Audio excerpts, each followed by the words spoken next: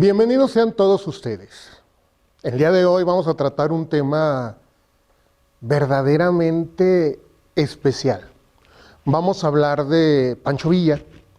Francisco Villa es un héroe de proporciones míticas.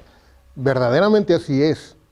Hay personas incluso en otros países, fuera de nuestras fronteras, que creen que la figura de Villa es una especie de superhéroe, una especie de ícono popular que no tiene una existencia propia. Vamos, que no es un personaje histórico. Esto se debe principalmente a dos factores fundamentales. El primero, la narrativa simplista, que obviamente es parte de la propaganda de la nación como tal, para poder tener héroes nacionales que nos dieron patria y tener este fundamento de ídolos míticos en toda la extensión de su palabra.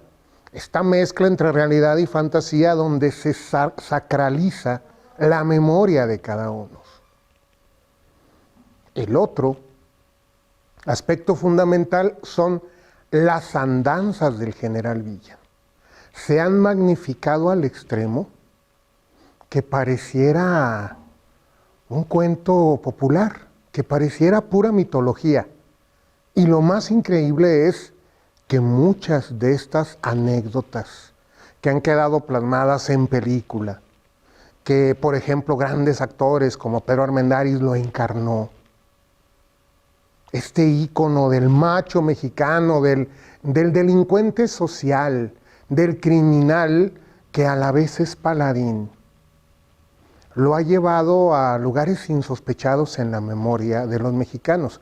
Un ícono de la revolución, uno de los dos grandes caudillos del norte de la República, el otro desde luego es el propio caudillo Álvaro Obregón, con el cual eventualmente tendría pugna, de aliados pasaron a ser acérrimos enemigos.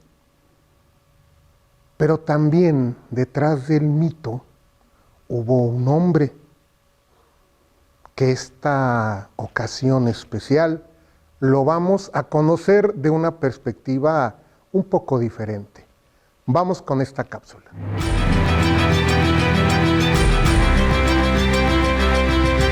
Personajes míticos. A mis espaldas se encuentra una máscara mortuoria de un personaje de proporciones realmente míticas. Me refiero a mi general Pancho Villa, a Doroteo Arango. Este hombre que es una verdadera leyenda, que representó para la revolución, sin duda alguna él es el rostro del pueblo revolucionario. Los archivos donde se cuenta su vida son 5 veces más abundantes que los de Emiliano Zapata. Pancho Villa tuvo una historia bastante peculiar. De hecho, se debate entre el héroe y el villano. Hoy día es uno de los máximos héroes de la Revolución Mexicana. Y estos objetos, como el que está a mis espaldas, la máscara mortuoria, que todavía se pueden ver ahí las huellas de algunos de los balazos que recibió, de hecho seguramente el que le costó la vida directamente sobre su frente. Y precisamente ese fatídico día de 1923, un 20 de julio, cuando muere emboscado, tiene su propia leyenda, tiene su propia historia. Entre las muchísimas andanzas de mi general, se cuenta que él alcanzó a matar a 2 de sus agresores. Desenfunda su pistola, atina 2 tiros, que son los que le faltan en la recámara a su revólver, esas 2 recámaras vacías de estos 2 tiros que alcanzó a disparar. Mataron a 2 hombres, a 2 de sus asesinos. Se decía que mi general Villa se fue con escolta, y así fue. ¿Cómo era posible si la primer bala que lo alcanza? Desde luego es imposible saber por las decenas de tiros que recibe el cuerpo cuál había sido el primero. Unos dicen que le atraviesa el corazón, otros dicen que fue ese tiro en su frente, pero lo más seguro es que los primeros tiros, también es imposible de saber en qué periodo de tiempo llegaron, cuántos llegaron al mismo tiempo. Pues en ese momento todos sus agresores dispararon.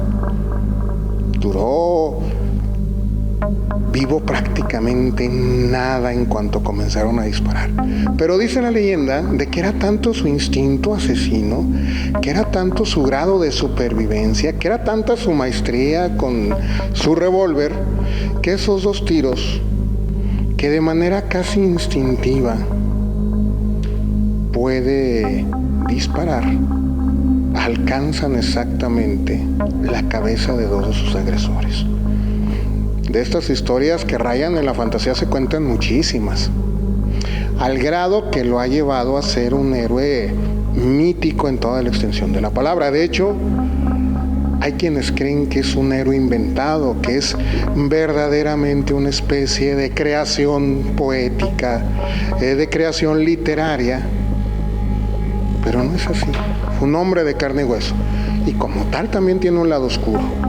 Si bien esta especie de mito fundacional que necesitamos, en donde se tengan héroes que den su vida por la patria, que en la patria donde se fundamentan nuestras sociedades tengan esta identidad propia, se entiende. Pero también es bueno siempre dejar la puerta abierta hacia la historia verdadera, hacia los datos que acontecieron, que no siempre son los más agradables, porque así como se cuentan historias maravillosas de mi general, también se cuentan otras bastante oscuras, como aquella en que mata a decenas de mujeres. Les dice a sus hombres: maten a las viejas, porque ellas son muy chismosas. Y se describe cómo queda un montón de cuerpos de mujeres que acompañaban a sus revolucionarios, y por esta alegata de que por ser mujeres es chismoso, las asesinaron. O aquella otra en donde su compadre, muerto a manos del propio Villa, y él tan tranquilo, cuando le dice a la viuda: si no te importa tu amigo ni tu compadre, también mátame a mí. Y dicen que mientras caminaba, mi general desenfundó su pistola y asesinó a la mujer. Esta historia, desde luego, no está en la cuadratura del héroe de proporciones míticas en que se nos ha presentado mi general Villa. Pero son archivos. Yo creo que si bien necesitamos este justiciero, a este delincuente social que delinquía por culpa de las clases opresoras, de las clases privilegiadas que oprimían al pueblo bueno y trabajador,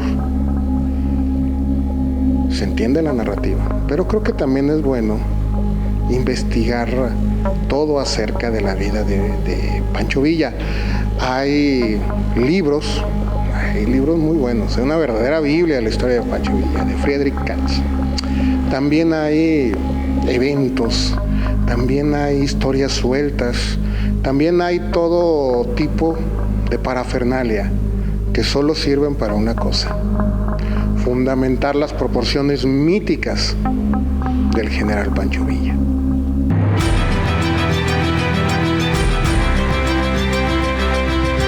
Personajes míticos.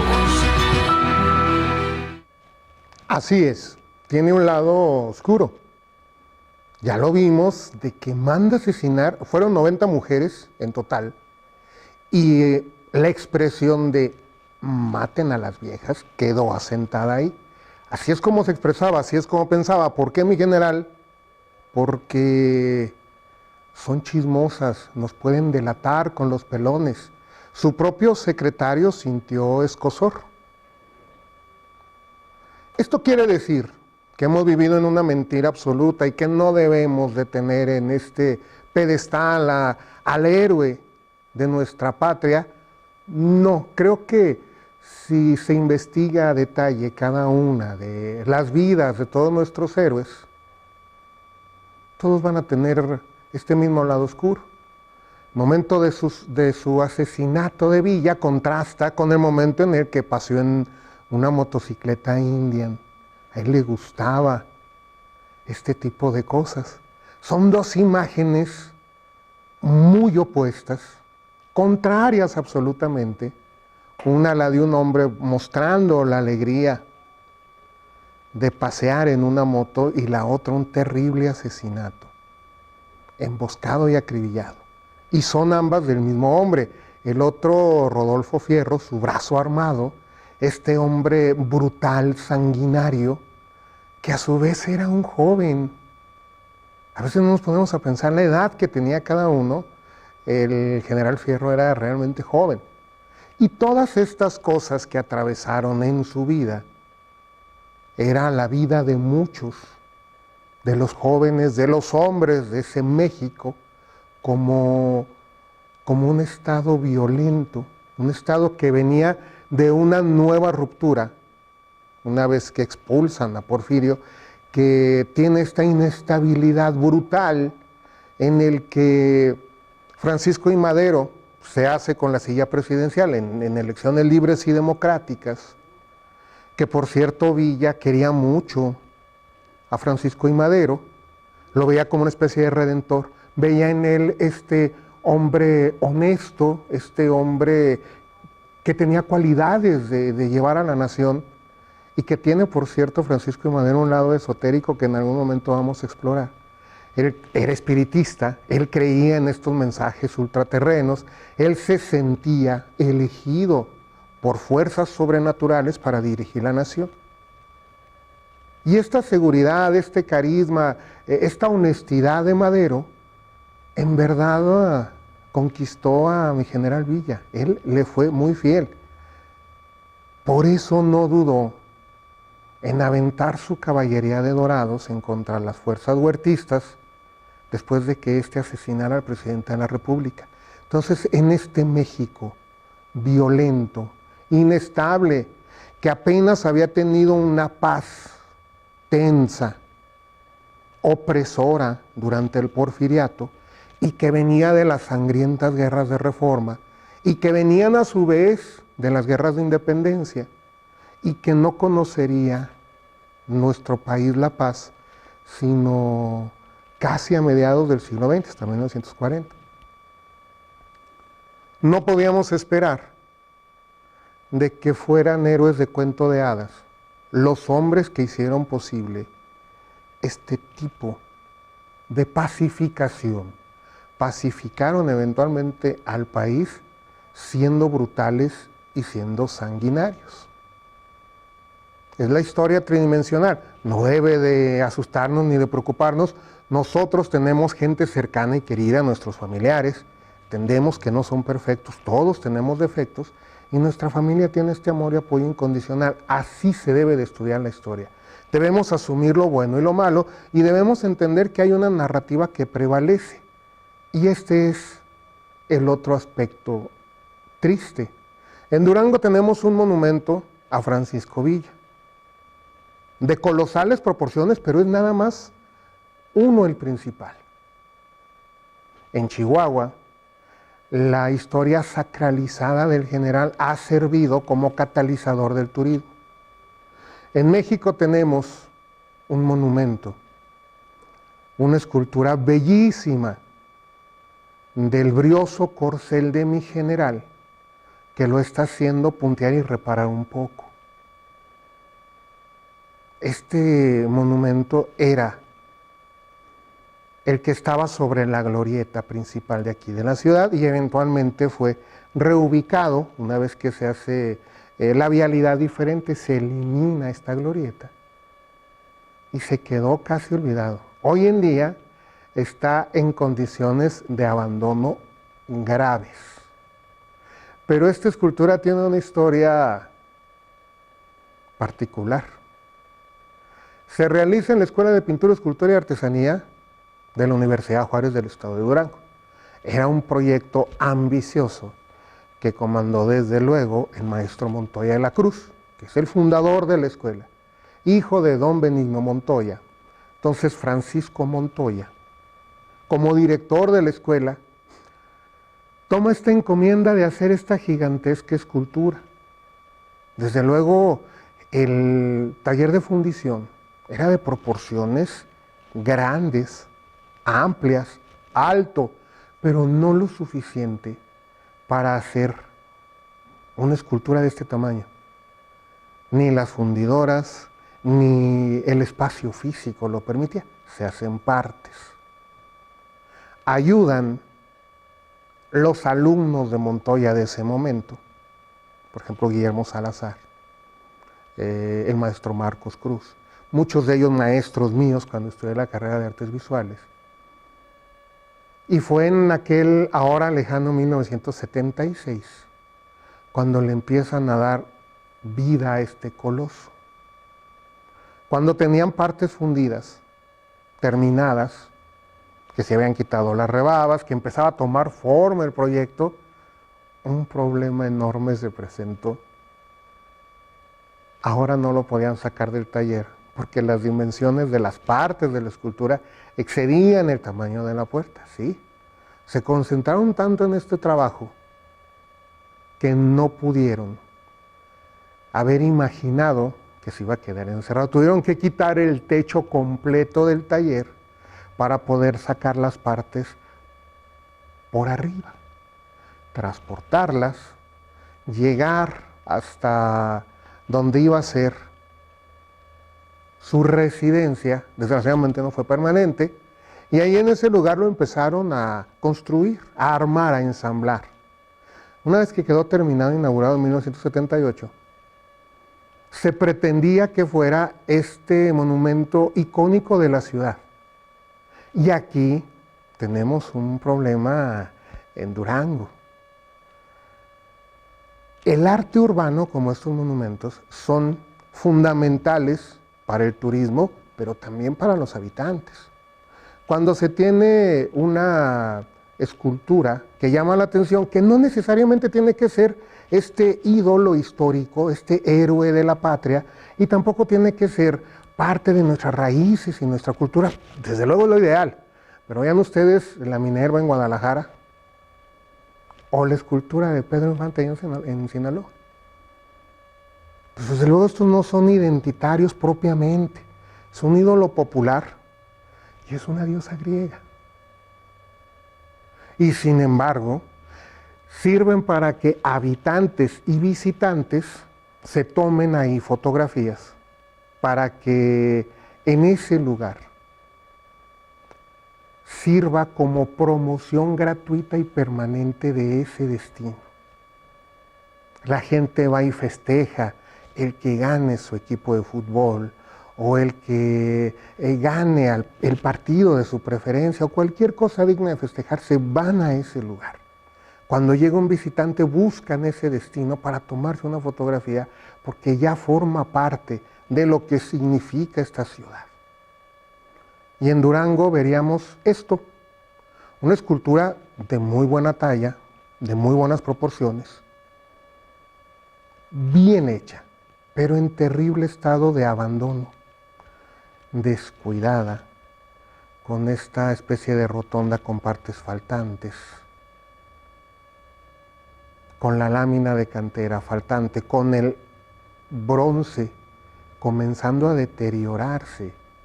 Jamás ha recibido atención, ni exfoliación de sales, ni limpieza de lavado de profundidad, ni le han colocado estas partes faltantes de la lámina de cantera, en un oprobioso estado de abandono.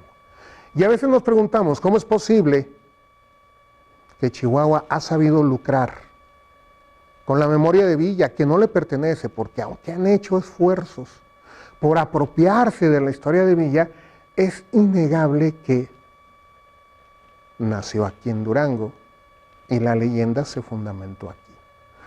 Merece que todos nosotros le demos un lugar en la historia. Y también por eso vale la pena rescatar este tipo de historias íntimas. Hemos escuchado hasta el hartazgo, lo bueno, lo heroico, lo magnífico, que verdaderamente lo fue mi general Villa.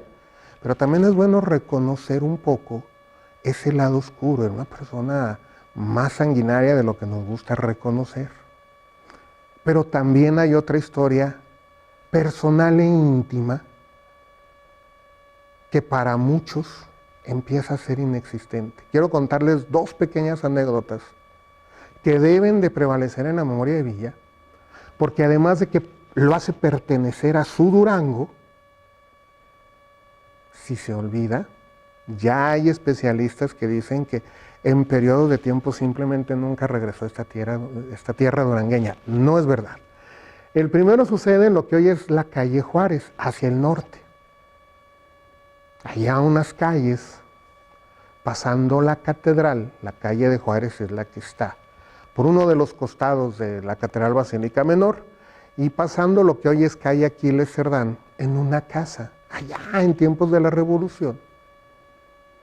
Una avanzada de Villa, con algunos de sus dorados, entra a una casa que tenía las puertas abiertas, se usaba en aquel entonces que así fuera.